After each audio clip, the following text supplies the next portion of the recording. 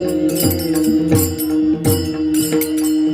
ते ध्यान उभे विठेवरी, सुंदर ते ध्यान उभे विठेवरी, सुंदर ते ध्यान उभे विठेवरी, सुंदर ते ध्यान उभे विठेवरी, कटावरे ठेवूनिया, कटावरी ठेवूनिया, कटावरी ठेवूनिया, तुळशी हार गळा काशे पितांबर, तुळशी हार गळा काशे पितांबर, तुळशी हार गळा काशे पितांबर, तुळशी हार गळा काशे पितांबर, आवडे निरंतर हेच ध्यान, आवडे निरंतर हेच ध्यान, आवडे निरंतर हेच ध्यान, कर कुंडले तळपते श्रवणी, मकर कुंडले तळपती श्रवण, मकर कुंडले तळपते श्रवणी, मकर कुंडले तळपती श्रवण, वाटिक सुमने विराजित, कंठिक सुमने विराजित, कंठिक सुमने विराजित, तुळशी हार गळा काशे पितांबर, तुळशी हार गळा काशे पितांबर, तुळशी हार गळा काशे पितांबर, तुळशी हार गळा काशे पितांबर, आवडे निरंतर हेच ध्यान, आवडे निरंतर हेच ध्यान, आवडे निरंतर हेच ध्यान.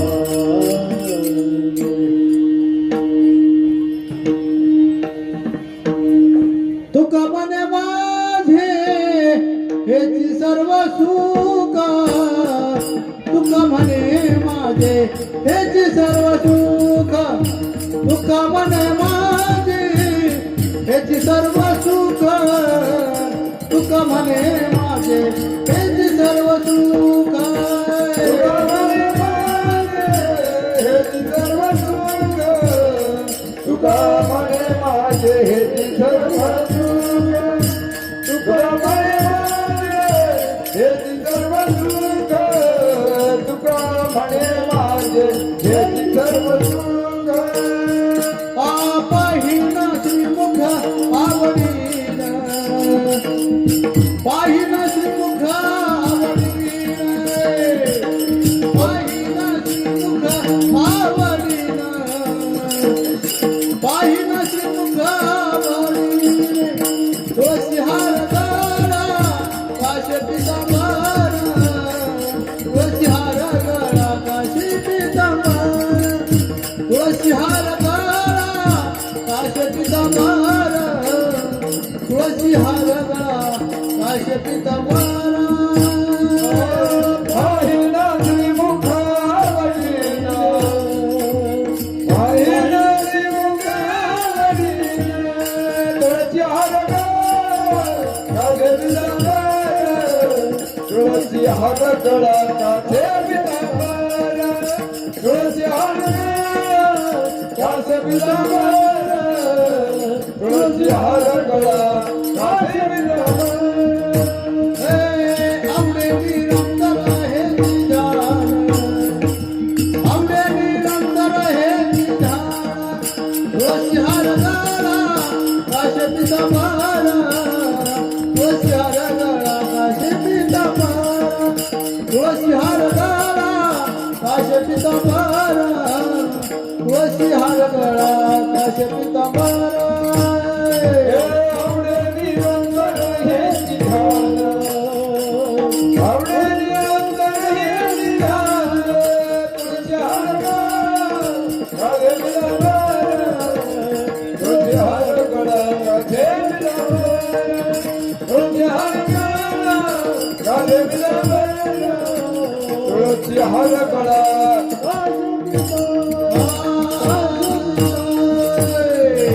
गोपाल कुमारी, गोपाल खोमाये, गोपाल खोमाई, गोपाल खोमाई, गोपाल खोमाई, गोपाल खोमाई, गोपाल खोमाई,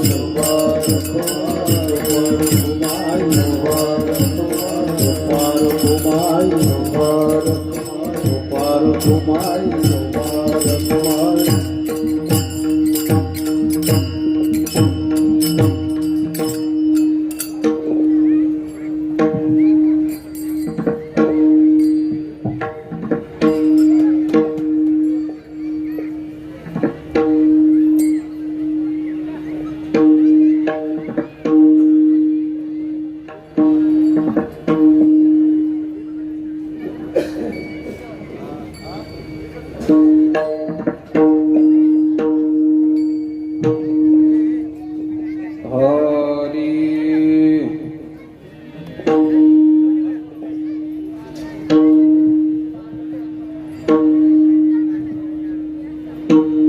रामकृष्ण हरी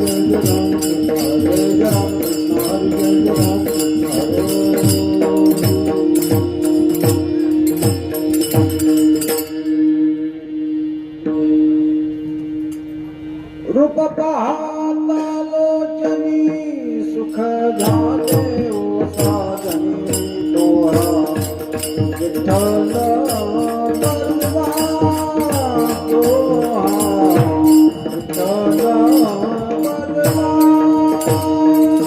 रूप पाहता लोचनी सुख झाले ओ साजनी तोरा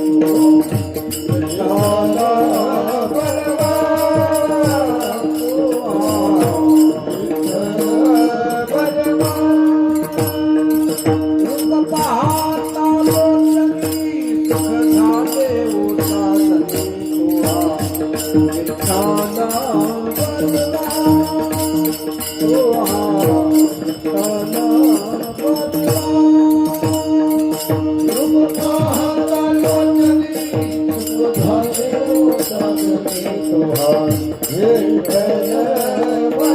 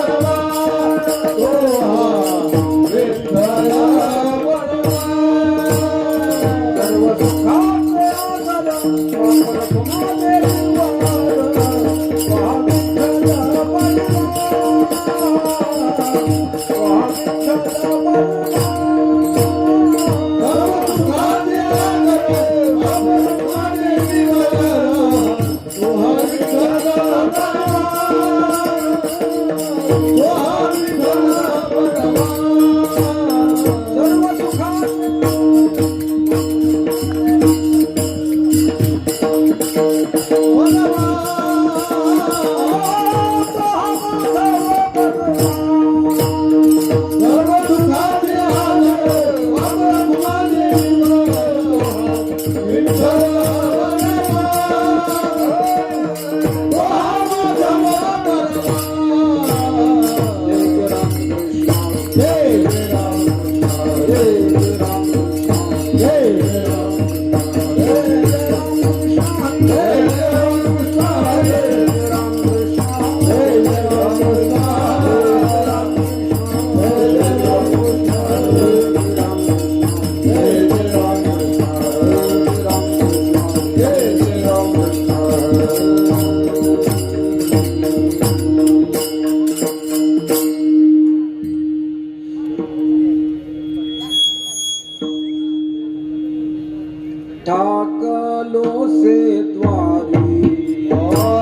ठाकलो से द्वारी ठाकलो से द्वारी ठाकलो से द्वारी याचक भिकारी उभा याचक भिकारी उभा याचक भिकारी उभा याचक भिकारी उभा याचक भिकारी उभा याचक भिकारी ठाकलो से द्वारी ठाकलो से द्वारी ठाकलो से द्वारी ठाकलो से द्वारी उभा याचक भिकारी उभा याचक भिकारी उभा याचक भिकारी उभा याचक भिकारी उभा याचक भिकारी उभा याचक भिकारी भिक काही मग भिक काही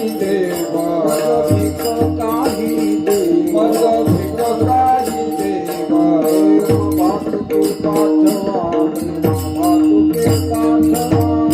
भातुके पाठवा भातुके पाठवा प्रेम भातुके पाठवा प्रेम भातुके पाठवा प्रेम भातुके पाठवा याचकाचा भार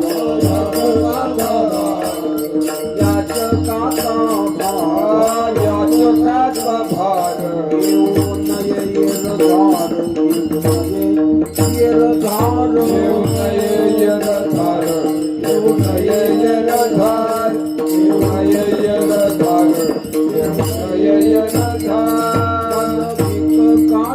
भिक काही देवा मग भिक काही देवा भिक काही देवा मग भिक काही देवा भातुके पाठवा भातुके पाठवा प्रेम भातुके पाठवा प्रेम भातुके पाठवा प्रेम भातुके पाठवा प्रेम भातुके पाठवा का म्हणे दान तुका म्हणे दान म्हणे दान तुका म्हणे दान देवा घेतल्या वाचून देवा घेतल्या वाचून सेवा घेतल्या वाचून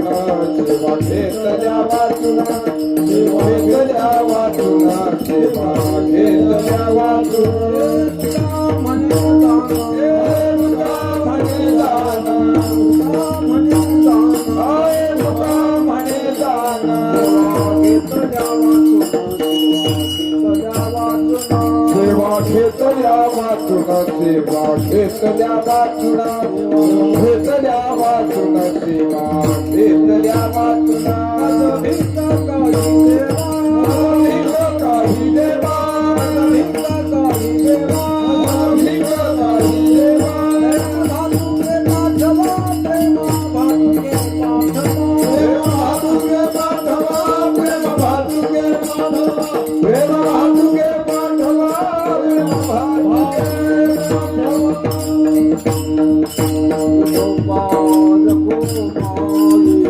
हमार कुमारी हमार कुमारी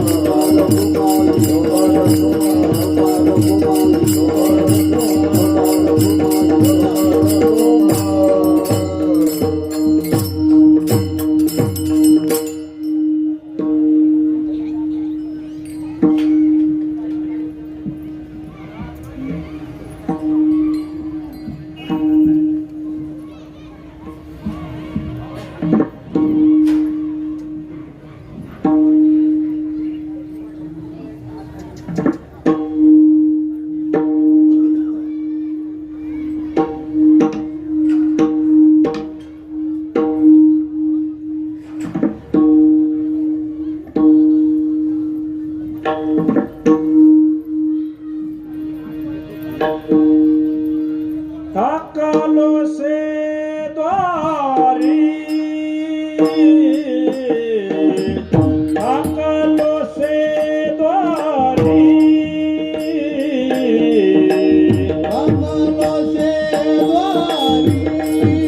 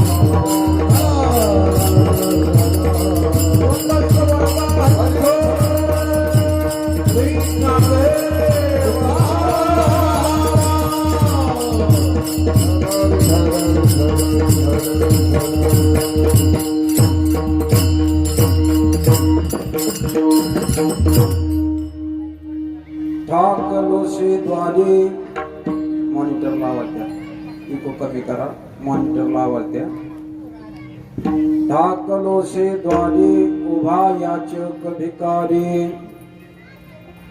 मज भीक काही देवा प्रेम भातुके पाठवा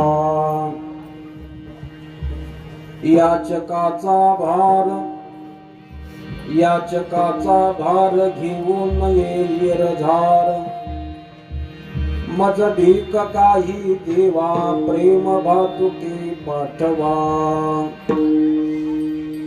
तुका म्हणे दान सेवा घेतल्या वाचून मज भीक काही देवा प्रेम भातुके पाठवा पांडुरंगा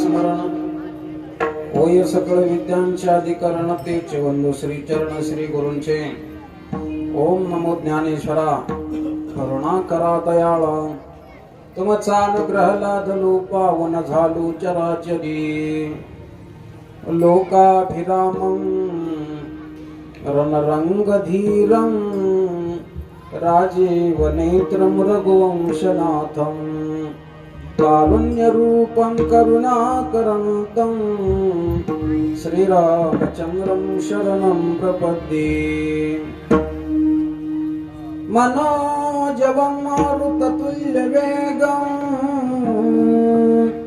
जितेन्द्रियं बुद्धिमतां वरिष्ठं वातात्मजं वानरयूथमुख्यं श्रीरामदूतं शरणं प्रपद्ये शुक्लां ब्रह्मविचारसार परमां माद्यां जगद्व्यापिनीं वीणा पुस्तकधारिणीम् अभयदां साध्यान्धकारापहाम् हस्ते स्फाटिकमालिकां विदधतीं पद्मासने संस्थितां वन्दे तां परमेश्वरीं भगवतीं बुद्धिप्रदां शारदां सेवे लागी सेवक झालो तुमच्या लागलो तुमच्या लागलो निज चरणा तुमच्या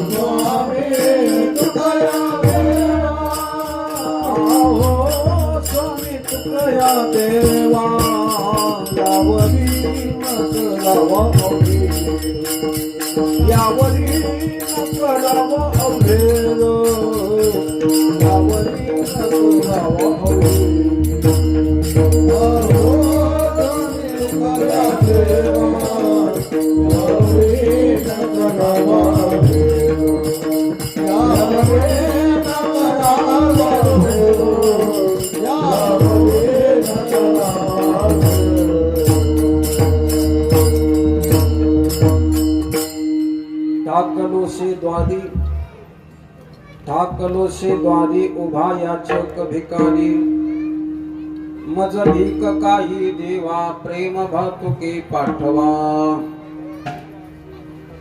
प्रस्तुत प्राप्त प्रसंगी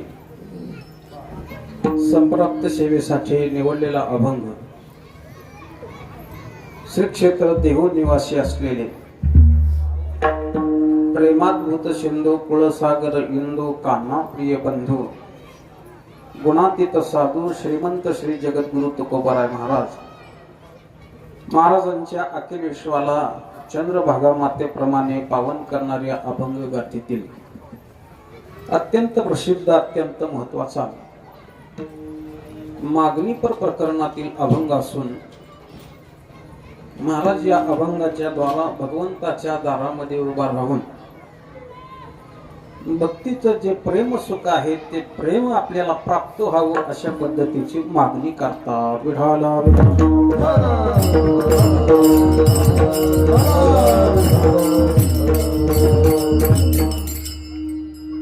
अभंगावर काही बोलण्यापूर्वी अल्पसा परिहार देणं गरजेचं आहे. आज या ठिकाणी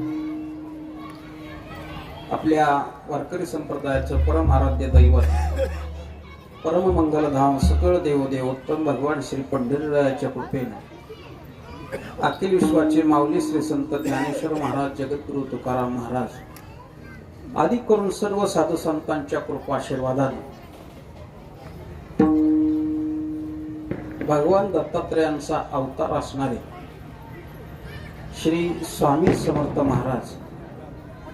महाराजांच्या प्रकट दिनाच्या निमित्तानं संपन्न होत असलेला हा भक्ती उत्सव आणि त्याच्यातील आजच्या जागराच्या मागणीपर अशा कीर्तन सेवेमध्ये तुम्ही आम्ही सर्वजण उपस्थित आहोत. हे तुमचं आमचं सर्वांचं भाग्य आहे. विठाला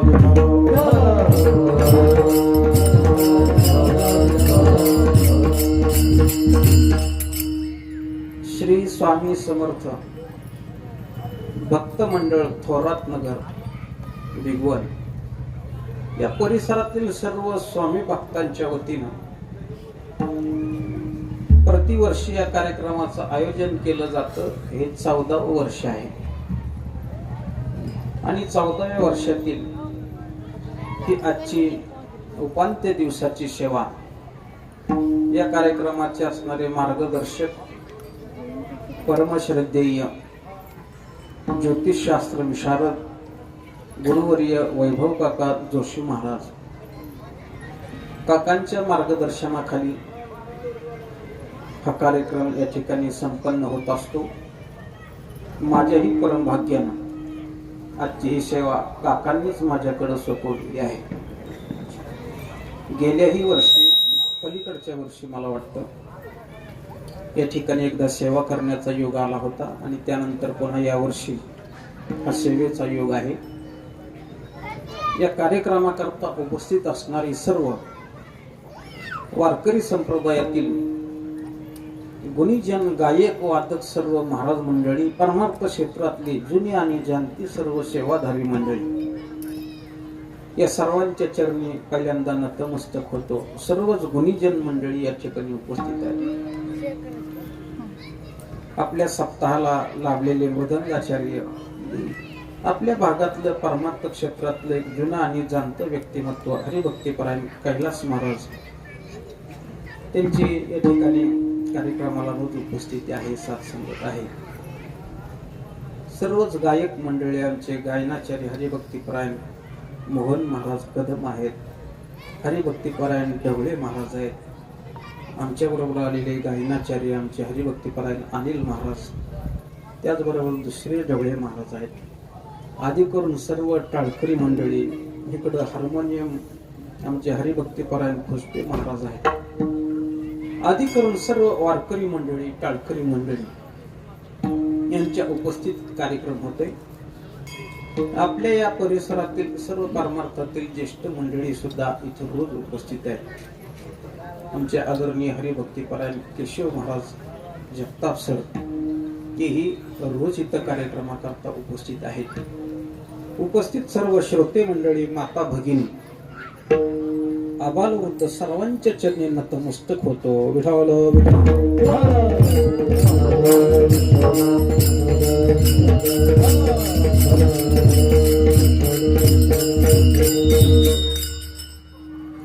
यथामती येत अवकाश दिलेल्या वेळेमध्ये आपल्याला सेवा करायची. ठरलेल्या वेळेच्या आत आपल्याला कीर्तन करायचंय आणि म्हणून बसलेल्या मंडळीने थोडस लक्षपूर्वक श्रवण करा. ज्या ज्या वेळी भजन होईल त्या त्यावेळी टाळी वाजवा. आपापसात बडबड करू नका. कोणाची मुलं असतील तर ती जवळ घेऊन बसा, म्हणजे ती बडबड करणार नाही. तुमच्या सर्वांच्या साथीनं दिलेल्या वेळेत सेवा आणि त्यातल्या त्यात पुन्हा वातावरणाची साथ सुद्धा भेटली पाहिजे मला.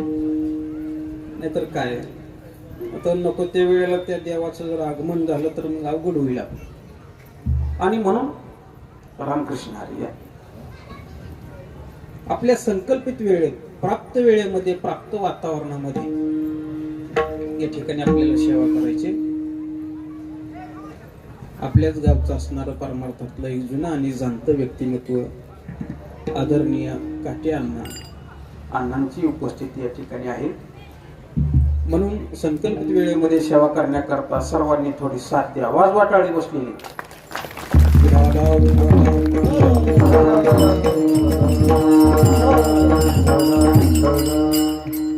तसं आज दिंडी मिरवणूक बरंच काय करून तुम्ही थकलेला आहात, म्हणून तुम्हाला जास्त त्रास द्यायचा नाही. पण थोडक्या वेळामध्ये आपल्याला प्रसन्न वातावरणामध्ये, खेळीमेळीच्या वातावरणामध्ये सेवा कशी करता येईल याचा प्रयत्न करूया.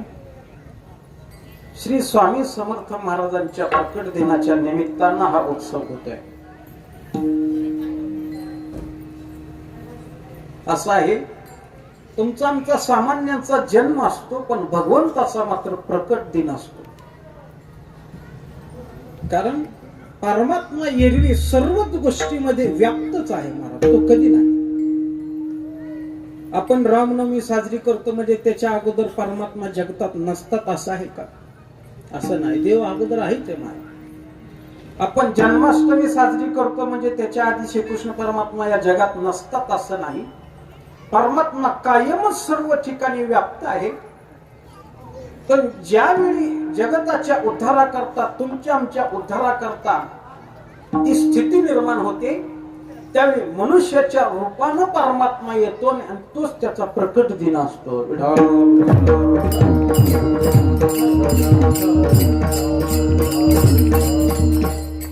मग तुम्ही म्हणाल देव सगळीकडेच व्याप्त आहे, तर मग त्याला प्रकट व्हायची तरी काय गरज? तो जर सगळीकडेच असेल तर त्यानं तिथं उद्धाराचं कार्य करावं. पण असं आहे, लक्षात घ्या, शास्त्राचा सिद्धांत असा आहे, समान सत्तेमध्ये साधक बाधक व्यवहार होतो. जास्त अवघड तुम्हाला काही सांगणार नाही. तुमच्या डोक्यावरून मांडवावरून जाईल असं काही सुद्धा सांगायचं नाही. समान सत्तेमध्ये साधक बाधक व्यवहार होतो. मनुष्याचा जर उद्धार करायचा असेल तर परमात्म्याला मनुष्याच्या रूपात यावं लागतं. ही समान सत्ता आहे. सांगू का? उदाहरणार्थ एखादा झोपी गेला आणि झोपेमध्ये त्याला स्वप्न पडलं.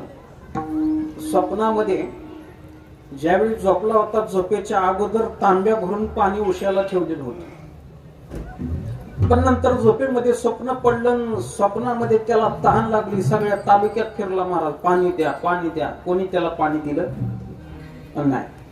आणि पाण्याचा तांब्या कुठे होता? उशालाच होता महाराज. पण उशाला असणारा पाण्याचा तांब्या स्वप्नातली तहान भागू शकत नाही. त्याला तहान भागवण्याकरता जागृतीच्या म्हणजे व्यावहारिक सत्तेमध्ये त्याला यावं लागतं, तेव्हा त्याची तहान भागते. स्वप्नामध्ये तहान भागण्याकरता स्वप्नातच त्याला कोणीतरी पाणी द्यावं लागेल तर त्याची तहान भागते. तसं परमात्मा सर्व चराचरामध्ये व्याप्त आहे, पण तो परमार्थिक सत्यता आहे. आपला उद्धार करण्याकरता व्यावहारिक सत्तेमध्ये त्याला माणूस बनूनच यावं लागतं. आणि त्याच पद्धतीनं भगवान श्री दत्तात्रयांचा मनुष्य रूपातला अवतार म्हणजे श्री स्वामी समर्थ महाराज.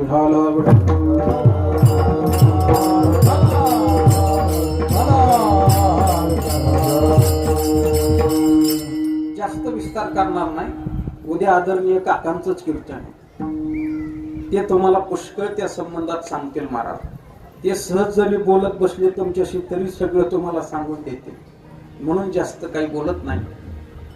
आणि म्हणून त्यांच्या उत्सवाच्या निमित्तानं हा संपन्न होणारा उत्सव, त्यातील आजचा मागणीचा दिवस, त्यातल्या त्यात आजचा दिनविशेष म्हणजे आणखी विशेष आहे. आज काय आहे? गुढीपाडवा. अर्थात आपल्या हिंदू धर्मियांचं नववर्ष, नवीन वर्ष आजच्या दिवशी सुरुवात होतं. शालिवाहन शके 1948 याला आजच्या दिवसापासून प्रारंभ झालेला आहे बरं का.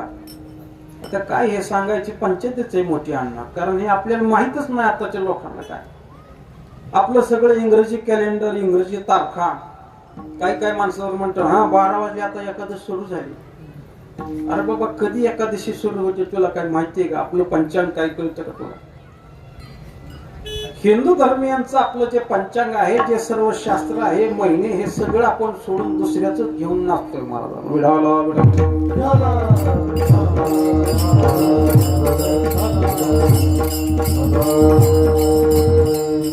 आपल्या पंचांगानुसार शालिवाहन शक आता किती आहे? 1948. आणि ख्रिस्त धर्मियांच्या जनक कालगणनेनुसार इसवी सन किती आहे? 2026. 2026 वजा 1948 करा, किती येते बघा? 78 वर्ष. आपल्या कालगणनेमध्ये आणि ख्रिस्त कालगणनेमध्ये 78 वर्षाचा फरक आहे. खरं आपलं कॅलेंडर ते आहे. म्हणून आज शालिवाहन शके 1948 मधील चैत्र शुद्ध प्रतिपदा हाचा दिवस आहे.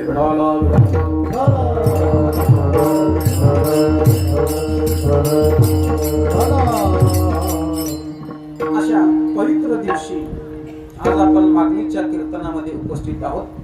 आणि त्या अनुषंगाने मी जगद्गुरु तुकोबरायांचा अतिशय प्रसिद्ध आणि अतिशय महत्वाचा हा मागणीपर प्रकरणातील अभंग निवडलेला आहे. या अभंगात जे मागणं आहे त्याचा विचार आपल्याला करायचा आहे. एखादं म्हणेल का आपल्याला त्याचा विचार कशा करता करायचा? त्या मागणीचा विचार आपल्याला करायचा. याचं पहिलं कारण आहे, मागणारे जगद्गुरु तुकोबराय आहेत आणि ज्याच्याकडे मागितलंय तो दुसरा तिसरा कोणी नसून भगवान परमात्मा आहे. म्हणून त्या मागणीचा विचार आपल्याला करायचा आहे.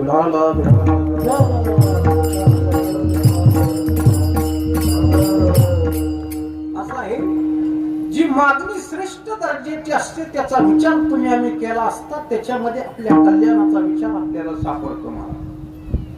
मागणी श्रेष्ठ दर्जाची असली पाहिजे. मागणी श्रेष्ठ आहे का कनिष्ठ आहे हे कशावरून ठरतं? कोण मागतोय, कुणाजवळ मागतोय आणि काय मागतोय याच्यावर मागणी श्रेष्ठ आहे का कनिष्ठ आहे हे कळतं बघा. कोण मागतो, कुणाजवळ मागतो आणि काय मागतो, या तिन्ही गोष्टीचा ज्यावेळी विचार आपण करतो त्यावेळी ती मागणी श्रेष्ठ ठरते.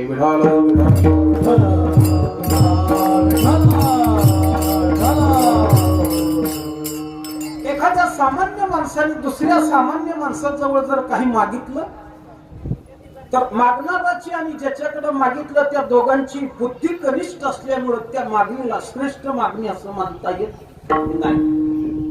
लक्ष द्या. सामान्य माणसाने सामान्य माणसाकडे मागितलं. उदाहरणार्थ जुन्या काळात गंगूबाईनं रंगूबाई जवळ चूल पेटवण्याकरता विस्तव मागितला. बघा आताच्या काय काय महिलांना हे माहितच नसेल महाराज, पण पूर्वी असं चालायचं बरं का. चुलीमध्ये विस्तव महिला मंडळी करून ठेवायच्या. सकाळचा स्वयंपाक झाला की पुन्हा एखादी गौरी असेल, एखादी लाकूड असेल त्यात पुरून ठेवायचं. दिवसभर विस्तव तयार ठेवायचा. संध्याकाळी स्वयंपाक करायचा. पुन्हा स्वयंपाक झाला की पुन्हा रात्री त्या विस्तवामध्ये एखादी गौरी अशी खोवून झाकून ठेवायची. हे मी एवढं विस्तारानं सांगणार नव्हतं, पण आता त्याची गरज पडेल असं वाटतंय म्हणून सांगायला लागलोय मला. नाहीतर कशाला मी एवढं पुराण उलगडतोय. हे जुन्या काळात असं चालायचं, पण पुन्हा ते फिरून दिवस ते येतात का काय असं वाटायला लागले म्हणून विस्तारानं सांगायला लागलोय मला. खरंच हे जुन्या लोकांचं जीवन सोपं होतं मला. पण आपली विज्ञानानं प्रगती झाली, लोकांची संख्या वाढली आणि आपण एवढं कृत्रिम झालो, आपण सगळं दुसऱ्याच्या ताब्यात गेलोय महाराज. एखादी गोष्ट कुठं कमी जास्त पडले की आपला श्वास गुदमरतो. इतका अवघड आहे आता.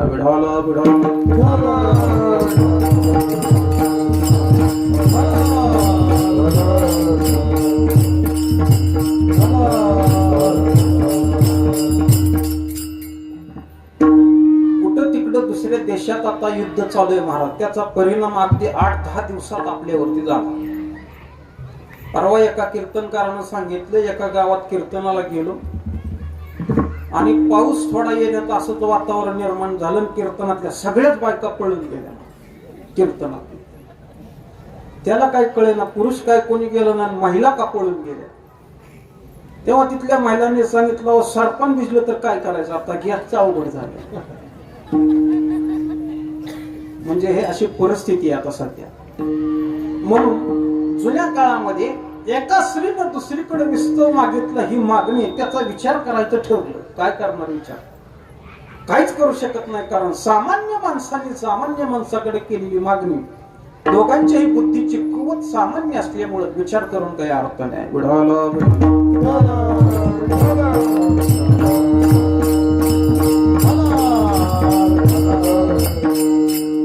कधी कधी सामान्य माणूस श्रेष्ठ माणसाकडे मागतो, पण तरी ती मागणी श्रेष्ठ ठरत नाही. का ठरत नाही?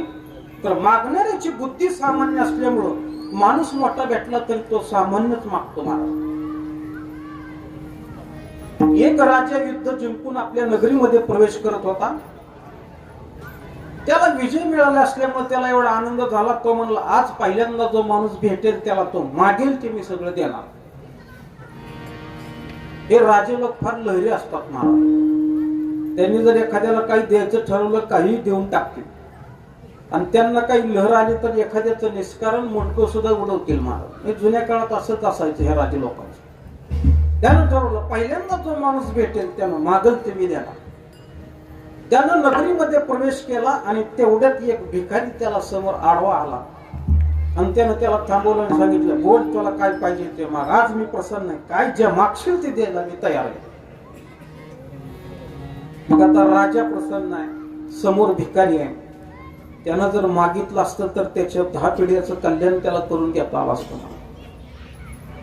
पण मागणाऱ्याच्या बुद्धीची कुवत सामान्य. तो म्हणला, सरकार 4 दिवस झालं उपाशी. मग राजा म्हणला, काय करू? काय नाही, मला तेवढ्या कन्या खायला मिळेल तर बरं होईल. राजानं कपाळावर छात मारून घेतला. तो म्हणला, असलं काय मागतो मी, राजा जरा काहीतरी चांगलं मागून घे. त्यानं 2 मिनिटं विचार केला. मग म्हणला, असं करा, ताक द्या. बरेच दिवस झालं ताकच भेटलं नाही. राजा वैतागला, अरे बाबा असं काहीतरी मागून घे जे तुझ्या आयुष्याला पुरेल. मग म्हणला, एक ताटली द्या, म्हणजे आयुष्यभर भीक मागेल.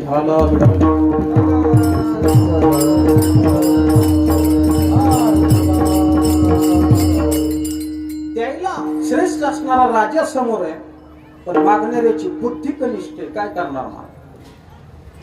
छत्रपती शिवाजी महाराजांच्या बाबतीमध्ये सुद्धा अशी दंतकथा सांगतात, आपण ऐकली असेल. उन्हाळ्याचे दिवस, दुपारची वेळ आणि कडक उन्हामध्ये शिवाजी महाराज असं उन्हातानामध्ये फिरत असताना त्यांना तहान लागली. जवळ कुठं पाणी मिळेल असं झालं. अशा वेळी एक शेतकरी आपल्या शेतात बसलेला आहे असं त्यांना दिसलं. ते त्याच्या जवळ गेले आणि म्हणले, जरा पाणी मिळेल का? तो म्हणला, पाणीच काय, थंडगार उसाचा रस सुद्धा तुम्हाला देतो. त्यानं पाणी दिलं, रस दिला. महाराज प्रसन्न झाले आणि म्हणले, बोल, तुला काय पाहिजे ते मागून घे. आता महाराज होते ते महाराज. यानं काही मागितलं असतं, वतनदारी एखादी देऊन टाकली असते, त्याला जागीरदार केलं असतं. काय झालं, महाराज त्याला म्हणत होते, बोल, तुला काय पाहिजे. त्यावेळेस त्याला तंबाखू खाण्याची तलब झाली होती. त्यानं स्वतःचा बटवा काढला, तंबाखू काढली, इकडं तिकडं बघितलं, चुन्याच्या डबीत हात घालून बघितलं, चुना संपलेला होता. महाराज म्हणायचे, बोल, तुला काय पाहिजे ते माग, मी द्यायला तयार आहे. तो म्हणला, महाराज, चुना तेवढा संपला, दिला तर बरं होईल. महाराजांनी अर्धा किलो चुना दिला. म्हणजे लावून बस बोंबलत, विठाला विठाला.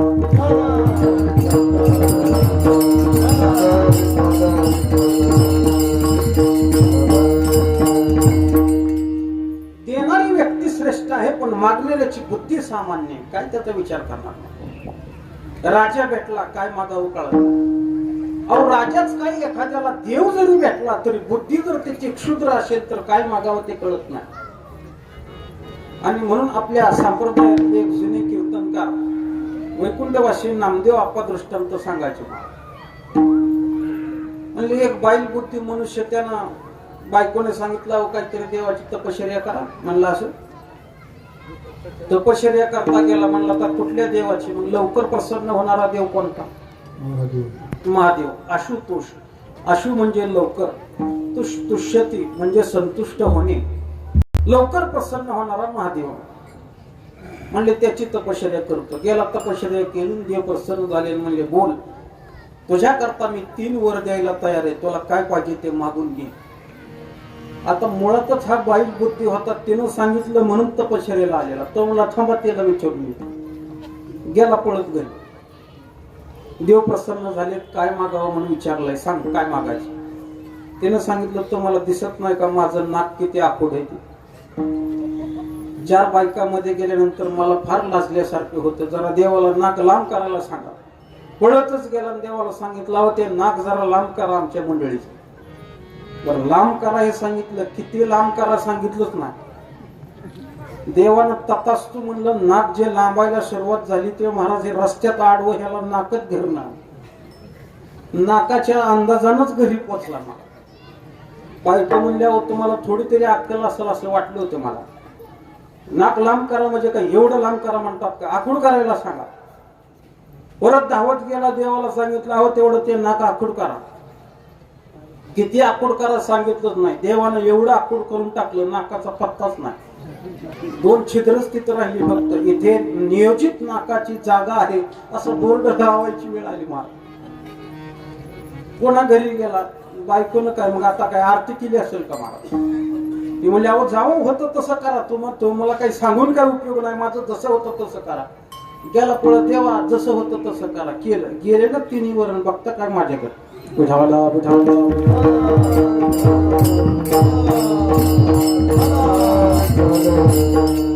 बुद्धीची कुवत सामान्य श्रेष्ठ माणूस भेटला तरी सुद्धा त्याच्या मागणीला अर्थ राहत नाही. ती क्षुद्र स्वरूपाची मागणी ठरते. पण ज्यावेळी मागणारा श्रेष्ठ असतो, ज्याच्याकडे मागितलं तोही श्रेष्ठ असतो, आणि जे मागितलं तेही श्रेष्ठ असतं, त्यावेळी त्या मागणीचा विचार तुम्ही आम्ही केला पाहिजे. आणि ती मागणी आजच्या अभंगामध्ये आहे. कारण मागणारे तुकाराम महाराज आहेत, ज्याच्याकडे मागितलं तो परमात्मा आहे, आणि जे मागितलं ते भक्तीच्या क्षेत्रातलं सर्वोत्कृष्ट असणारं साध्य म्हणजे भक्तीचं प्रेम मागितलं, म्हणून ही मागणी श्रेष्ठ आहे.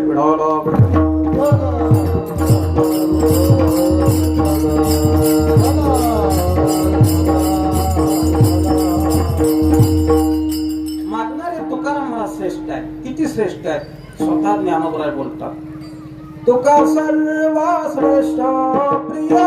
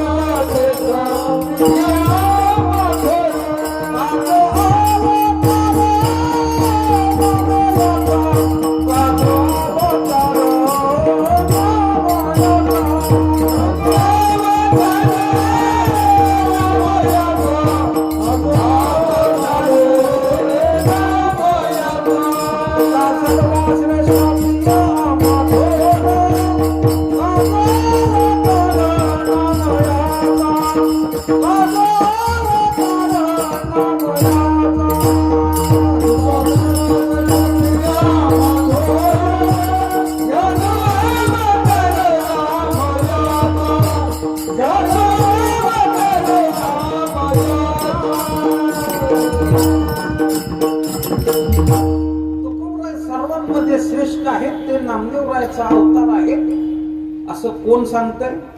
ज्ञानेश्वर महाराज सांगतात. महाराज ज्ञानेश्वर महाराज, तुम्ही सगळे सावध असला तर तुमच्या लक्षात येईल. ज्ञानोबरायांचा अवतार कितव्या शतकामध्ये झाला? 11व्या-12व्याच्या दरम्यान. 1197 हे ज्ञानेश्वर महाराजांचं शालिवाहन शकाचं जन्म वर्ष आहे, आणि तुकोबरायांचं 1530. म्हणजे तुकोबरायांचा जन्म ज्ञानोबरायांच्या नंतर कित्येक वर्षांनी झाला, पण ते ज्ञानेश्वर महाराज सांगतात की तुकाराम महाराज आमच्यामध्ये श्रेष्ठ आहेत. विशेष आहे का नाही? अहो, समकालामध्ये ज्या काळामध्ये ज्ञानेश्वर महाराज होते त्याच काळात असणाऱ्या संतांनी ज्ञानेश्वर महाराजांचं वर्णन केलं, पटलं आपल्याला. एकाच काळामध्ये आहेत वर्णन केलं. ज्ञानोबरांच्या नंतर जन्माला आलेल्या एकनाथ महाराजांनी ज्ञानोबरांचं वर्णन केलं तरी पटलं. पण ज्या तुकोबरांचा जन्म 15व्या शतकात झालाय त्यांचं वर्णन 11व्या शतकात ज्यांचा अवतार झाला त्यावेळी त्यांनी केलं. हे मात्र विशेष आहे का? हे विशेष आहे, पण हे खरं आहे महाराज. कारण ज्यावेळी रामेश्वर भट्टांनी जगद्गुरु तुकोबरांचा गाथा बुडवला, तुकोबरांची निंदा त्यांच्याकडून घडली, त्यावेळी त्यांच्या अंगाचा दाह व्हायला लागला, अंगाची आग व्हायला लागली. आणि तो दाह शांत करण्याकरता ज्ञानेश्वर महाराजांच्या दरबारात आळंदीला त्यांनी धरणं धरलं. त्यावेळी स्वप्नामध्ये येऊन ज्ञानेश्वरी मज केला उपकार स्वप्नी सविस्तर सांगितले. ज्ञानोबा रामेश्वर भट्टांच्या स्वप्नामध्ये गेले आणि सांगितलं, तुझ्याकडून चूक झाली, तू असं करायला नको होत. अरे तुकोबराय म्हणजे कोण आहे तुला माहिती आहे का? तुका सर्वात श्रेष्ठ प्रिय आम्हा थोर, सर्वांमध्ये श्रेष्ठ आहेत, थोर आहेत आणि आम्हाला सगळ्यांना तुकोबराय प्रिय आहेत. अशा एका त्याची तुझं काही घडलेली निंदा म्हणून हे बाधा जडली तुझे. अशा महान संतांचा तुझ्याकडून अतिक्रम घडला, त्यांची निंदा घडली, त्यांना तू त्रास दिला, त्याच्यामुळे हे झालं. आता एक करी सांगून ते तुझला शरण जाई त्याला निश्चिश. आता तू माझ्या पुढे इथं बसून काय उपयोग होणार नाही. तू इथून उठ आणि सरळ देहुला तुकोबरायांच्या शरणागती करण्याकरता, त्यांचे पाय धरण्याकरता तू तिथं जा. हे तुकोबरायांच्या अगोदर अवतार झालेले ज्ञानेश्वर महाराज तुकोबरायांचा मोठेपणा सांगतात.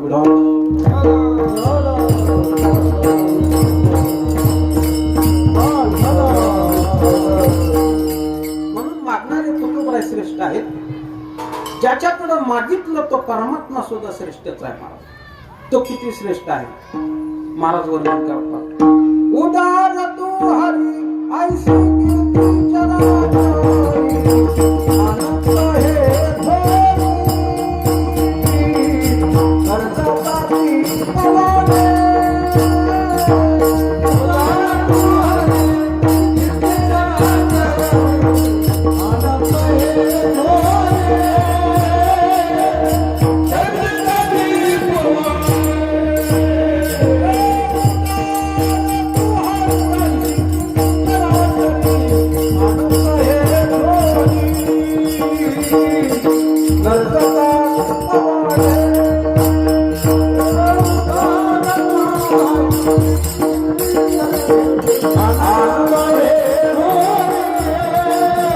कर्जताची पवाने.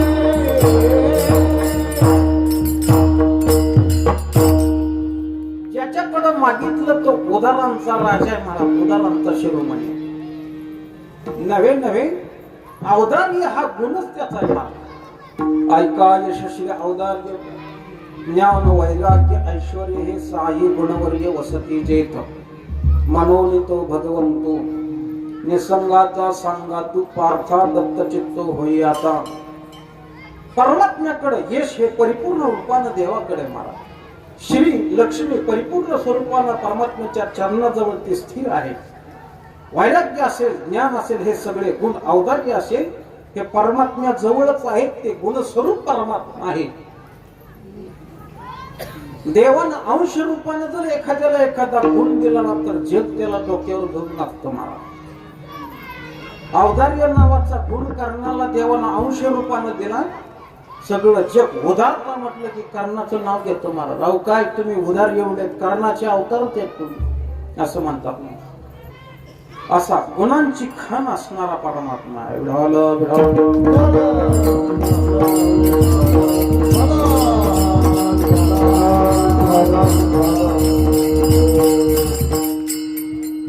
आणि जे मागितलं ते भक्तीचं प्रेम आहे.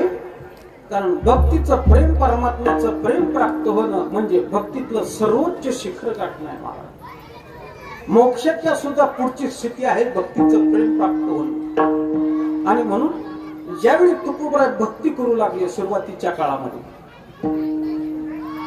त्यावेळी तुकोबराय म्हणतात, आरंभी कीर्तन करी एकादशी नवते अभ्यासी चित्त आधी. म्हणजे मी कीर्तन करत होतो, लोकांना सांगत होतो, भक्ती करत होतो, पण माझं चित्त काही एकाग्र झालेलं नव्हतं. काही पाठ केली संतांची उत्तरे, विश्वास आदरे करून या गाती पुढे त्यांचे धरावे ध्रुपद.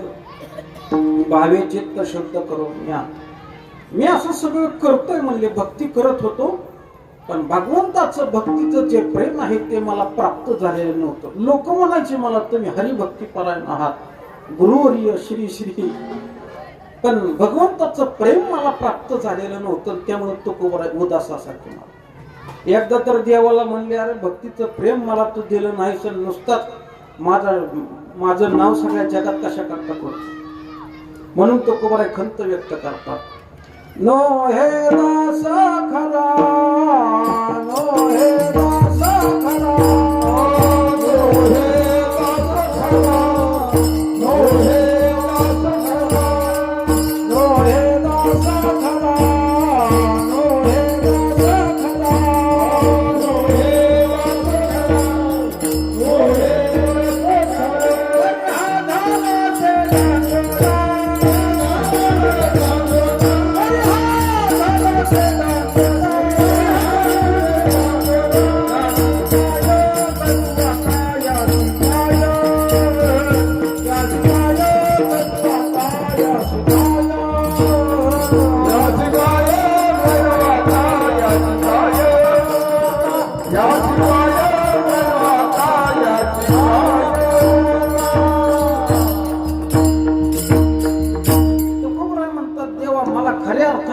प्रेम प्राप्त झालं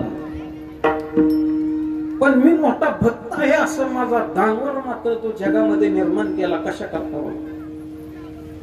म्हणून तुकोबराय उदास होते, विचार करत होते, भक्तीचं प्रेम नाही. आपण सुद्धा महाराज भक्ती करतोय, पण भक्तीचं प्रेम कुठे. जपाची माळ घेतोय, पण माळ पूर्ण व्हायच्या आतच झोप लागते, झोपून जातोय महाराज. माळ एकीकडे हा एकीकडे. कारण काय, नामस्मरण करतोय, पण त्याचं प्रेम कुठे आहे, त्याचा ओलावा कुठे आहे.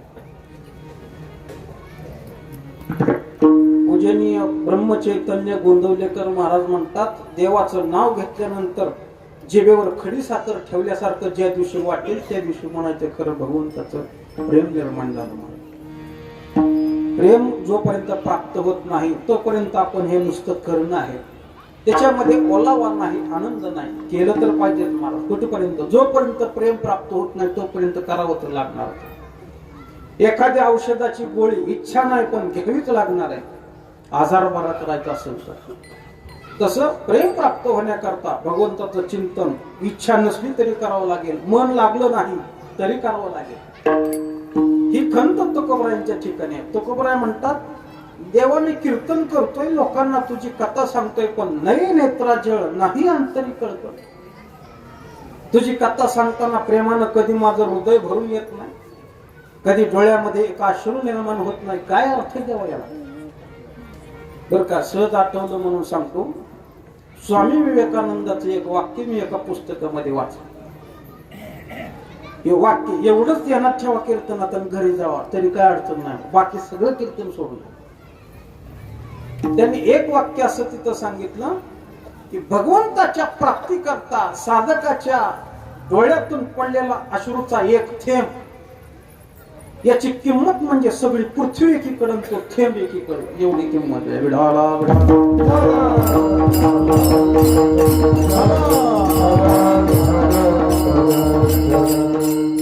पण तो थेंब येणं म्हणजे सोपं नाही महाराज. अंतःकरणात भगवंताचं प्रेम निर्माण व्हावं लागतं, त्यावेळी तो डोळ्यातून अश्रूचा थेंब येतो भगवंताच्या प्राप्ती करता. पोराला नोकरी लागावं म्हणून देवाच्या पुढे आपण लय धाय मोकलून रडल महाराज, पण भगवंताच्या प्राप्ती करता कधी आपल्या डोळ्यात थेंब यायचे. आणि ही खरी खंत तुकोबरांच्या मनात. तो हेच आवटीचे बोल जन रंजवणे फोल. कीर्तनकाराच्या मनातच भगवंताच्या विषयी प्रेम नसेल आणि तो नुसतं गप्पा हाणत असेल तर हे जन रंजवणे फोल.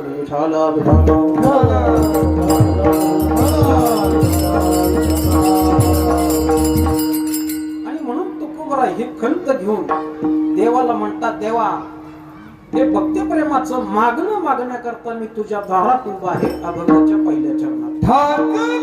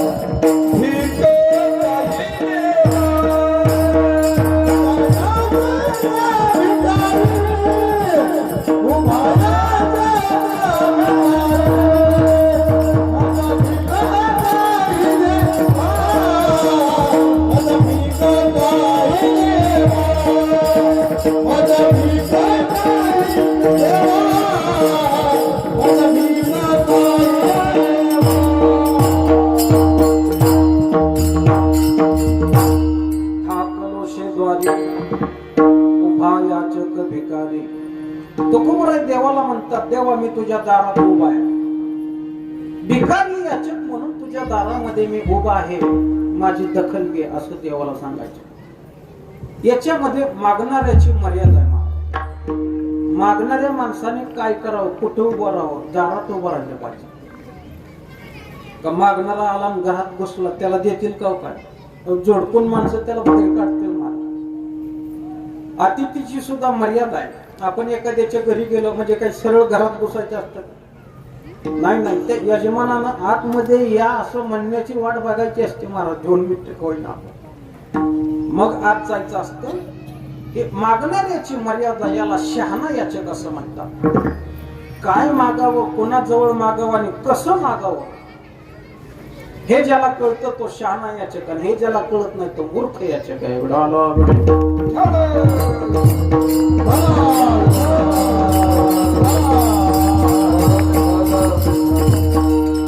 शहाणा याचक कोणाला म्हणायचं? आमच्या गुरुवर्यांनी एक दृष्टांत सांगितला, थोडक्यात सांगतो. एक वृद्ध म्हणजे म्हातारा आणि डोळ्यांना आंधळा असणारा दरिद्री माणूस, म्हणजे एक तर म्हातारा झालेला आहे, जवळ पैसा अडका काही नाही, आणि पुन्हा डोळ्याने दोन्ही दिसत नाही. त्यानं भगवंताची तपश्चर्या केली, त्याला देव प्रसन्न झाला. पण देवानं एक हात टाकली, बाबा तुला काय मागायचे ते एकच माग, एकच वर मी तुला देतोय, मला वेळ नाही जास्त. वेळ होत चालली, पुढे जेवण आहे, वातावरणाचं काही खरं नाही असं देव म्हणते. म्हणून एकच वर माग. आता त्याने काय मागावं? देवा मला डोळे दे म्हणलं तर दारिद्र्य आणि म्हातारपण तसंच राहिलं. काय डोळे देऊन करायचं? बरं देवा मला तरुण कर म्हणलं तर डोळे गेलेले आणि दारिद्र्य राहिलं. काय करायचं? काय मागायचं महाराज? बरं दारिद्र्य घालवं म्हटलं तर म्हातारपण आणि डोळे गेले, दृष्टीहीन आहेच, काय करायचं? पण तो असा शहाणा याचक होता महाराज. त्यानं देवाला एकाच वाक्यात सांगितलं, देवा माझी एकच इच्छा आहे, माझ्या नातूच्या डोक्यावर राजछत्र धरलेलं मला बघायला भेटावं. तुम्ही जागे आहेत ना सगळे? म्हणजे त्याच्या नातवाच्या डोक्यावर राजछत्र अभिषेक करून राजा झाल्याचं त्याचं चित्र त्याला बघायला मिळावं ही त्याची अपेक्षा. काय एका वाक्याचं त्यानं केवढं काम केलं पाहावं, विचार करा. ह्याचा नातू राजा होण्याकरता अगोदर ह्याचं लग्न व्हावं लागेल का नाही? देवानं पहिलं त्याला तरुण करावं लागलं मला. तर नुसता तरुण करून उपयोग नाही, त्याला डोळे द्यावे लागले. बर नुसता तरुण आहे, धड दाखट आहे म्हणजे त्याला लोक बायको देतील असं आहे का? अहो सगळं असून द्यायला तयार नाहीत महाराज आज. असल्या गरीब दरिद्री माणसाला कोण देणार? देवाला त्याला श्रीमंत करावं लागलं, त्याला मुलगा व्हावा लागला, त्या मुलाला मुलगा व्हावा लागला, त्याला राजा करावं लागलं, त्याच्या नातवाला आणि त्याच्या राजछत्र धरलेलं ह्याला पाहण्याकरता ह्याला तेवढं आयुष्य द्यावं लागलं. एका वाक्यात एवढी कामं करून घेतली महाराज.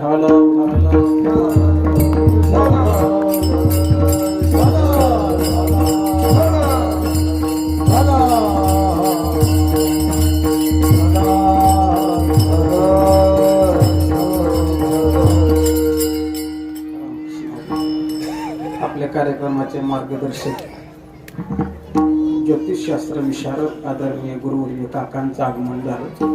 मला वाटलं दर्शन होतंय का नाही. बरीच मोठी माणसं दर्शनाला आली होती, म्हणलं आता आपला कुठं नंबर लागाय, पण लागलं, बरं झालं. शहाणा याचक त्याला म्हणतात. एका शब्दात त्यानं सगळं मिळवलं.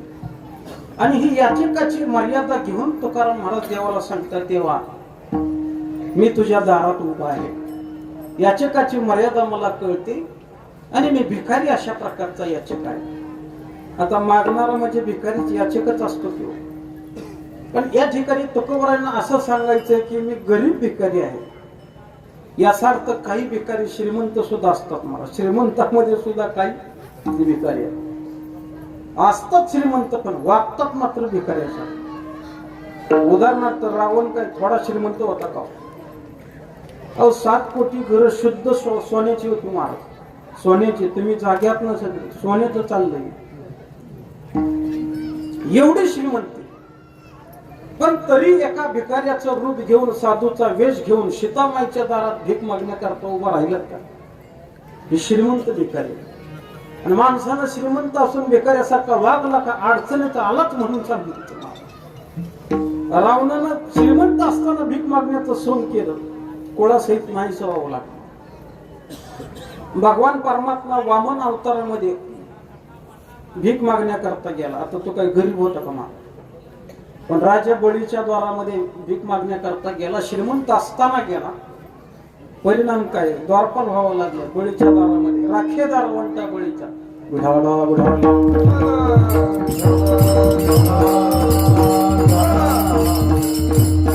हे श्रीमंत भिकारी आहेत. हे मागत असताना मनामध्ये काहीतरी वेगळा हेतू ठेवून मागण्याकरता गेलेले आहेत. म्हणून तुकोबराय देवाला म्हणतात, देवा मी तसे काही पोटात काळं बिरं ठेवून मागायला आलेलो नाही, मी भिकारी याचक आहे, तुझ्या दारात उभा राहिले. मग देवाने विचारलं, बोला काय पाहिजे? तेच अभंगाच्या दुसऱ्या चरणात माझा भिक काही देवा,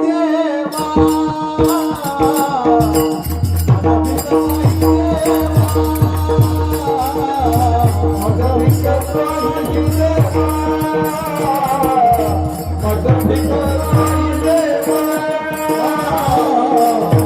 काही देवा, माझा भिक काही देवा, माझा भिक काही देवा, माझा भिक काही देवा, माझा भिक काही देवा, माझा भिक काही देवा.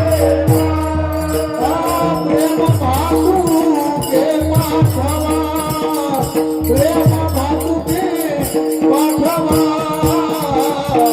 माझा भिक काही देवा, माझा भिक काही देवा.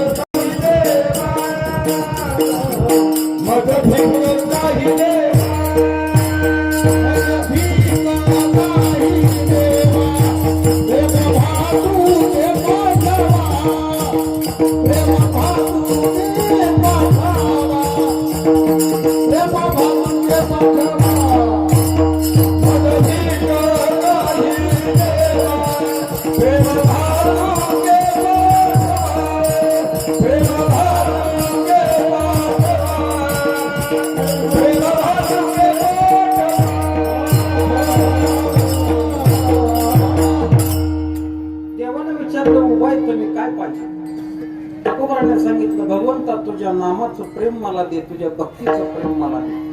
मी भक्ती करतोय पण त्याला प्रेमाचा ओलावा नाही, ते प्रेम मला तुझ्याकडून पाहिजे. जगाच्या बाजारात जे कुठंच मिळत नाही, जे फक्त देवच देऊ शकतो, म्हणून देवाकडे ते मागितले. प्रेम देवाचे हे देणे, देहभाव जाय जेणे न धरावी म्हणे सुखी देश काळाची. प्रेम देण्याकरताच भगवंत आलेले आहेत आणि म्हणून देवाकडे मागतात. कुंडलिकाच्या भावार्था गोकुळी होणी झाला येता, निज प्रेम भक्ती भक्ता घ्या घ्या आता म्हणत असे करा विठ्ठल स्मरण. ते प्रेम देण्याकरता देव आलेला आहे, पण तो प्रेम कोणालाही देत नाही महाराज. अहो देव तुम्ही मागेल ते सगळं देऊन टाकेल, पण भक्तीचं प्रेम तो देत नाही. कारण ज्याला त्याला भक्तीचं प्रेम दिलेलं आहे त्याची सेवा करण्याकरता देवाला त्याच्या मागे फिरावं लागतं महाराज. त्याची सगळी कामं करावी लागतात. देवाला ज्याला भक्तीचं प्रेम दिलं त्याच्याकरता देवाला काहीही करायची, स्वतःचा मोठेपणा विसरून त्याची सेवा करण्याची तयारी देवाला ठेवावी लागते.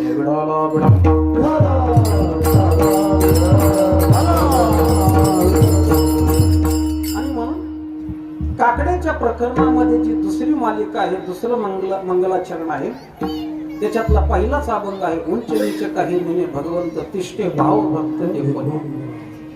ज्या ज्या भक्ताला देवानं भक्तीचं प्रेम दिलं महाराज, त्याची सगळी पडलेली कामं देवाने केली. कोणाचं शेत खुरपू लागितलं, कोणाचं काही मांस विकू लागितलं, कोणाची मेलेली जनावर ओढण्याचं काम देवाने केलं महाराज. सजना कसाया विकू लागे मास, सजना कसाया विकू लागे मास, विकू लागे मास, सजना कसाया विकू लागे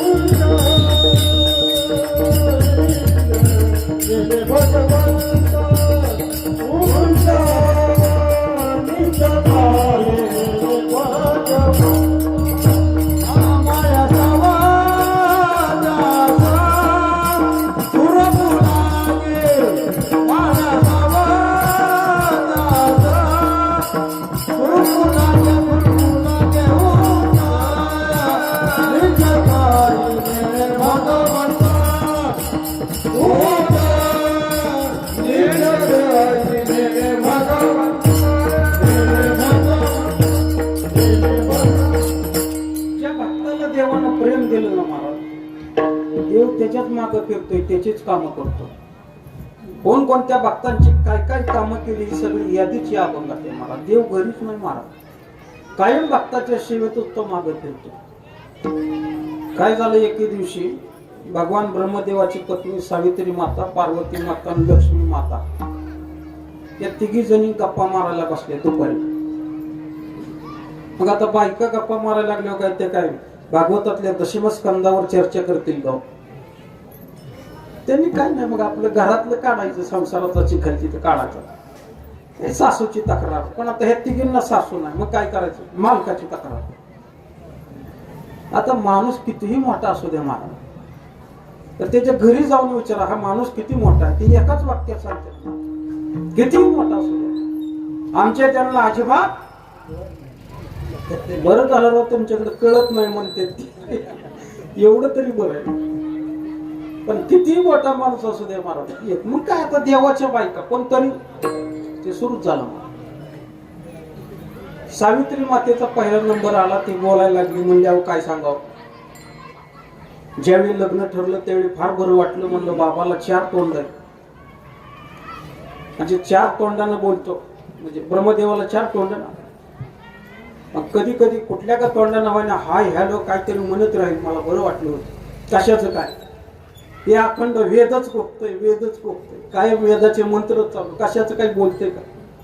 बरं म्हणलं कधी फिरायला घेऊन जाईल, कशाचं काय आलं, हे मडकीच घडवते, मडकीच घडवते. आता ही त्याचीच फॅक्टरीचा सगळा मालक.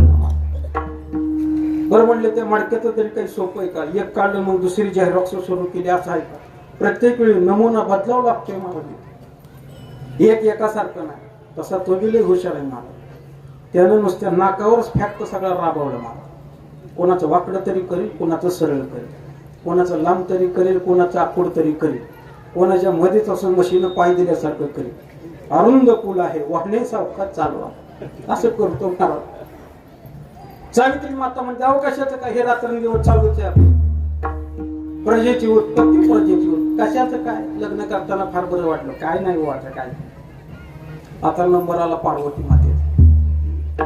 ती म्हणली अहो तुमचं तरी बरं आहे, आमचं तर काय माणसात सांगायसारखं आहे का काय. म्हणलं काय झालं, अहो काय ते काय अंगावर कपडे घालते का काय करते, लोकांची माणसं बघा कशी सुटा बुटात ते टाय लावून इन्शर्ट करून, आमचं बघाय गजचर्म व्याघ्रांबर, वाघाचं कातळ, हत्तीचं कातळ अंगावर, काय सांगावं. स्नान केल्यानंतर दुसरी माणसं कसं परफ्यूम मारतात, कोणी कोणी इकडं भारी हलका मोगरा अमुक तमुक. आमच्या मालकाचं काय सांगावं, आंघोळ झाली का ती मड्याची पाठीवर राग घ्यायची ती लावायची. मला तर लोकात सेल्फी काढायची सुद्धा लाज वाटायली, असं पार्वती माता म्हणत होती. हो आमच्या लग्नाचं तर काय सांगायचं तुम्हाला, वरात निघाली आमच्या लग्नाची. लग्नामध्ये सुटाबुटातली पोरं नसतात लोकांच्या, आणि आमच्या लग्नात भूते वेताळे नाचतात. मी म्हणलं चांगलं पोरा स्वरांना मित्र करायचं, ह्यांना भलत्यांना भूतांना मित्र का केलं? ते म्हणले त्या भूतापेक्षा ही भूत बरी आहे, परवडली ही भूत. काय सांगा. आणि वरात निघाली. मला वाटलं आमचं घर असेल कुठंतरी 2 BHK असेल आमचं. कशाच काय स्मशानात वरात आली. मी म्हणलं आपलं घर कुठं आहे, आपला 2 BHK कुठं आहे? ते म्हणले 2 BHK नाही, विदाऊट BHK हेच आपलं घर. काय सांगायचं आमचं तुम्हाला. झालं त्यांचं बोलणं संपलं. आता नंबर आला लक्ष्मी माते. लक्ष्मी मातेला सांगितलं अगं तुमचं दोघींचं कसंही असू द्या, पण तुमचा मालक तरी तुमच्या बरोबर आहे. पण हे आमचं ध्यान घरी नाहीच. कुणाची झुकरं वळतंय, कुणाचं रान खुरपते, कुणाची दारी धरतंय, कुणाचं शेलं घेतंय, कुणाला बाजार करू लागतंय. रमा म्हणे कैशी नवल परी देव भुलले वैष्णवा घरी.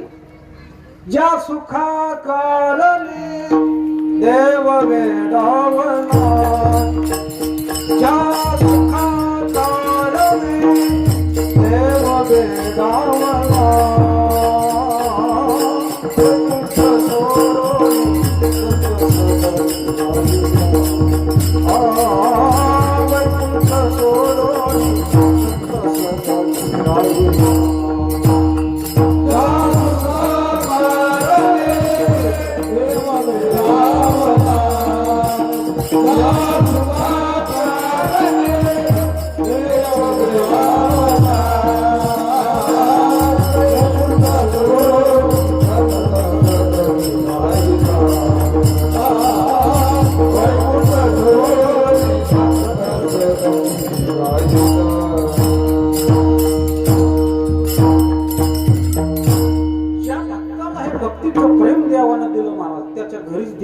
त्याची सेवा करतो. आणि म्हणून हे प्रेम देव सहजासहजी कोणाला द्यायला तयार नाही, आणि ते प्रेम तुकोबराय मागतात बर का. आता बऱ्याच वेळेला हा प्रेम प्रेम शब्द आल्यामुळं तुमचा गैरसमज होईल म्हणून बोलतो. समाजामध्ये प्रेम हा शब्द एवढा आता त्याचा सुळसुळा झालेला आहे. महाराज कुठेही प्रेम ते अमुक तमुक असं झालं म्हणले त्यांचं प्रेम होतं. पण हे जे प्रेम आहे आणि ते प्रेम याच्यातलं अंतर समजण्याकरता मी तुम्हाला थोडस जास्त काही अवघड सांगणार नाही, थोडस चिंतन करतो. टाळी वाजवा.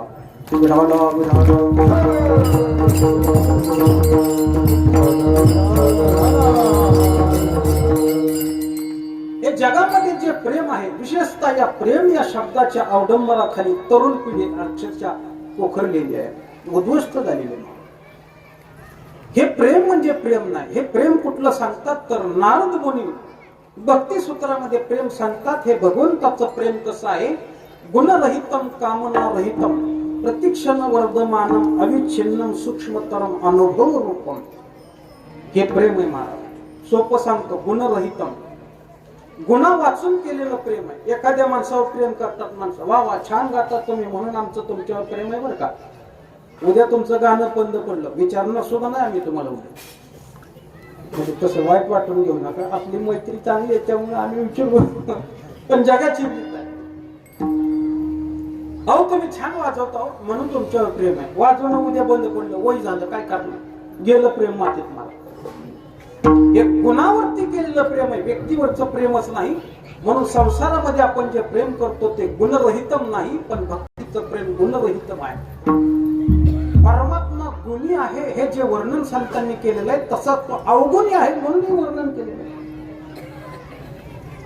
म्हणजे गुण लावण्याची खाणी एकीकडे म्हणायचं आणि दुसरीकडे संत असं सुद्धा म्हणतात, तुझ्या ठिकाणी अवगुण मोठा चोरी करोली भरीसी पोटा व्रजनारी सुंदराचा वटा आडविसी अवगुनिया कसे डरलाले अनुभवया कसे डरलाले अनुभवया कसे डरलाले अनुभवया कसे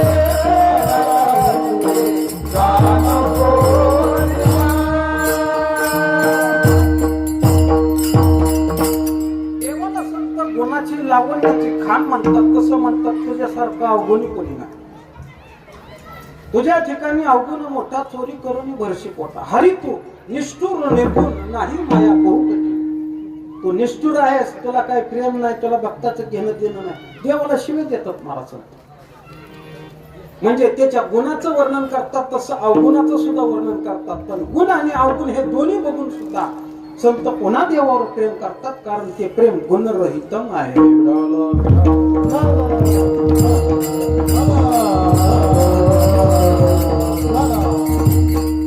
संसारातला असं आहे का मला सांगा. हो, वावा वाटे जना तुका म्हणे साठी गुन्हा. संसारामध्ये गुण असेल तर विचारतात गुणी पूजा अवगुणी दंड असतो महाराज. जुन्या काळामध्ये उन्हाळा संपल्यानंतर ज्यावेळी रोहिणी नक्षत्र येतं त्याच्यानंतर मृग नक्षत्र येतं, असं उकाड्यानं हैराण झालेले असे दिवस असतात. नुकतंच आभाळ यायला लागतं. आता काय, आता कधी बी येतं महाराज, पण जुनं निसर्ग चक्र. आणि त्या वातावरणामध्ये जुन्या काळात घरामध्ये काळ्या रंगाचा एक किडा असा तुरतुर तुरतुर करत यायचा बा, त्याला मृगाचा किडा म्हणायचा. मग जुन्या काळात असा मृग नक्षत्रातला तो किडा आला की माणसांना वाटायचं आता पाऊस येणार, तो पाऊस घेऊन येणार. मग सासूबाई लगेच सुनबाईला सांगायची, सुनबाई तेवढं करंड घेऊन या, कुंकू घेऊन या, लगेच त्याची पूजा करायची दर्शन. आता सुनबाईला काय अनुभव नव्हता मला. त्याची पूजा झाली. दुसऱ्या दिवशी घराच्या दुसऱ्या कोपऱ्यातून एक तांबड्या रंगाचा किडा आला. त्यानं असं ते पाठीमागून सोंड अशी उचललेली, कुठे टोचवू असा विचार करायचा. तिला वाटलं काल त्याची पूजा केली, म्हणजे ह्याची बी आज करावं लागेल. ती म्हणली सासूबाई कुंकू घेऊन या. म्हणली कशा करता? अहो आता ह्याची आज पूजा करावी लागेल. तिला वाटलं मृगाचाच आहे का कोणाच, पण बघावं तरी म्हणून तिने बघितलं महाराज. तिच्या लक्षात आलं अभिनचोय. तिनं कुंकवाचा करण चप्पल घेऊन आली, बढवला महाराज. ढाला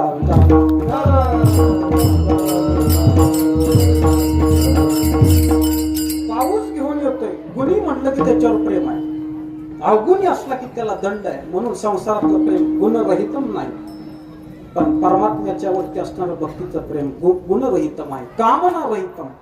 अपेक्षा रहित, कसलीच अपेक्षा नाही. भक्तांची देवावर प्रेम करतात. अहो देव मागं लागलाय, काहीतरी घ्या, माझं वजन कमी करा, माझं कर्ज कमी करा. पण देव कशाचीच अपेक्षा करायला संत तयार नाहीत, भक्त तयार नाहीत. कामना रहितम. बसतंय का आपलं प्रेम ह्याच्या लेवल मध्ये बसतंय का विचार करा. कामना रहित, अपेक्षा रहित कसं प्रेम करणार कोण? म्हणून हे खरं प्रेमच नाही महाराज. कामना रहितम प्रतिक्षण वर्धमानम. क्षणाक्षणाला वाढणारे अंगी प्रेमाचे भरते नेगे उतार चढते. काहीच नाही, लगेच आटोपतो किंवा आपण काळजीच करू नका. म्हणून भक्तीचं प्रेम सतत वाढणार आहे. कधीही त्याच्यामध्ये अविच्छिन्न, म्हणजे कधी त्याचा भंग होत नाही. म्हणजे दोघांची फारच मैत्री होती, पण तिसऱ्यानं कानात काहीतरी सांगितलं, लागली वाट. पण भक्तीचं प्रेम अविच्छिन्न, सूक्ष्मतरम, अनुभव रूपम असं श्रेष्ठ प्रेम. असं प्रेम भगवंता तुम्ही मला द्या अशी मागणी करता. माझा भीक काही देवा प्रेम भातुकी पाठवा. उधपार कुमारी उधपार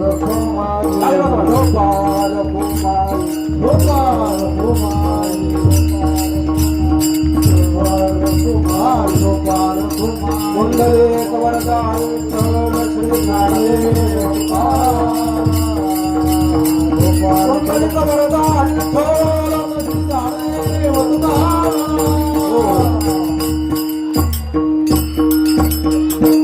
माझा भीक काही देवा प्रेम भातुकी पाठवा. याचकाचा भार घेऊ नये येरजार. मला येरजार करायला लावू नका.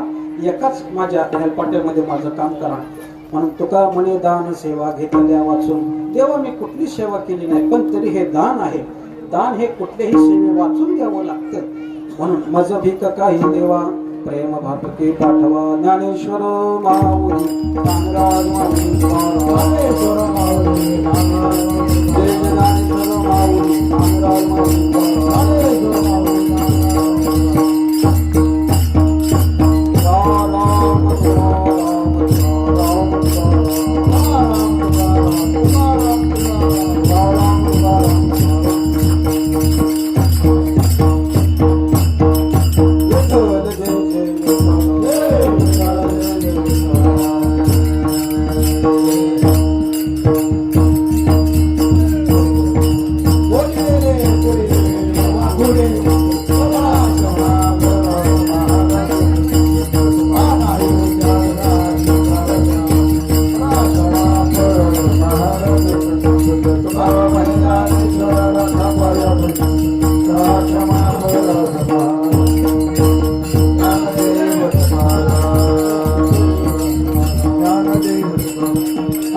ठिकाणी हरिभक्ती परायण चोरमले महाराज यांनी सूत्रभेद असं कीर्तन केलं. त्याबद्दल सर्व संयोजकाच्या वतीने त्यांचे ऋण. त्याचप्रमाणे उद्या सकाळी 10 ते 12 या वेळेमध्ये स्वामी समर्थ प्रगट दिनानिमित्त हरिभक्ती परायण वैभव प्रकाश जोशी यांचं सकाळी 10 ते 12 या वेळेमध्ये कीर्तन होईल. सर्वांनी या कीर्तन श्रवणाचा लाभ घ्यावा.